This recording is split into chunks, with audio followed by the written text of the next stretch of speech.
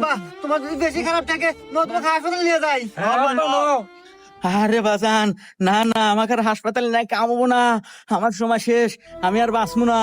আর শোন, আমি তো মরেই যামু, মরে যাওয়ার আগে তোকে আর কয়েকটা কথা কয়া যায়। তোরা তিনটো ভাই মিলামিশা থাকিস, কোনো নিজেদের মধ্যে বিবাদ টিবাদ করিস না। গেদা শাহিন, শোন, ওই যে উল্লাপাড়ার স্টেশন রোড ওই সাইড টুকা তুই নিস। আচ্ছা আব্বা।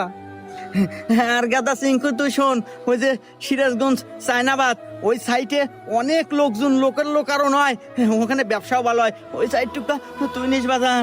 ঠিক আছে আব্বা।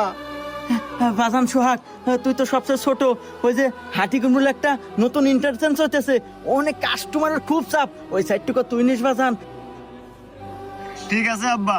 আরে আব্বা তুমি এনে কোনো টেনশন করো না, তুমি শান্তালে মরো তো। বাহ, কে রে টিঙ্কু, তোর বাপ তো অনেক ভালো মনের মানুষ রে। মরার আগে তিন বেটাক সমান তালের জায়গা তুমি ভাগ